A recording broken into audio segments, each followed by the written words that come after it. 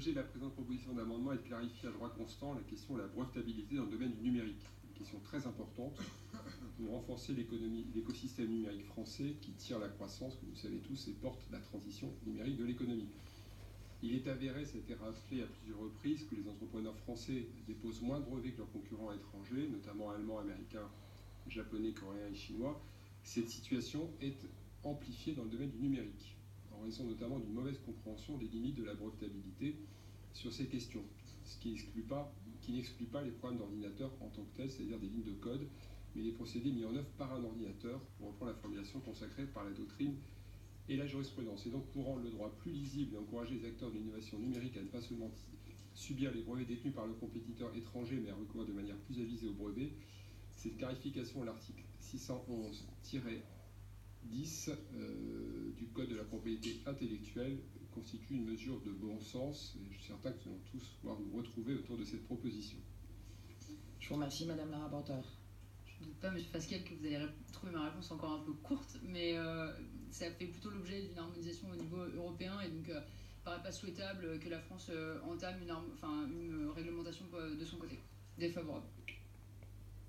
Monsieur le ministre. Même avis. Monsieur Fasquelle.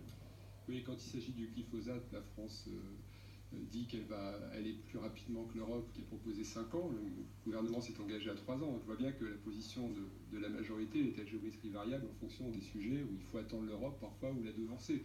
C'est pas sérieux sur ce sujet.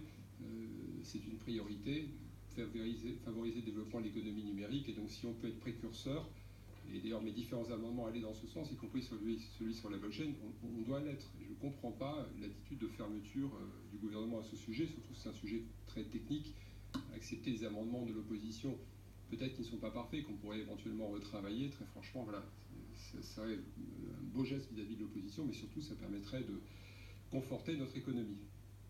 Monsieur le rapporteur général.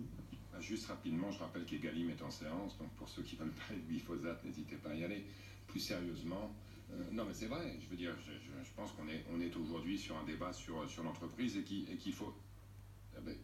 Je commence ma réponse comme vous avez commencé la vôtre, excusez-moi, on peut échanger sur le glyphosate si vous souhaitez le faire. J'insiste bien sur le fait que ce sujet, qui est un sujet technique, vous l'avez dit, qui est un sujet important, vous l'avez dit, qui est un sujet aussi en pleine évolution, en pleine révolution. Moi, je plaide, et c'est ce que j'ai dit hier dans l'examen du chapitre 2 et du début des sujets sur la régulation des ICO, pour que la France fasse preuve d'un peu de prudence. Parfois, être en avance, c'est bien. Parfois, être en avance, ça risque de nous priver d'un accès à un marché qui est en pleine évolution. Monsieur Fasquelle. Je ne voulais pas entamer un débat sur le glyphosate, je prenais cette comparaison simplement pour dire que sur certains sujets, on précédait l'Europe et sur d'autres non. Et je pense que c'est comme ça qu'il fallait le comprendre. En ce qui concerne la question de la brevetabilité dans le domaine du numérique, la France a du retard, justement, par rapport à beaucoup d'autres pays qui ont su, justement, protéger leurs inventions, ce que nous ne savons pas faire. Donc, il y a là, dans la compétition internationale que vous connaissez tous, un handicap pour les inventeurs français. Et ce que je vous proposais simplement, ce que je vous proposerai à la séance, c'est qu'on compte ce handicap. Je vous remercie. Je vais mettre aux voix le 776 avec un avis défavorable du ministre et de la rapporteure. Qui est pour? Qui est contre? L'amendement n'est pas adopté.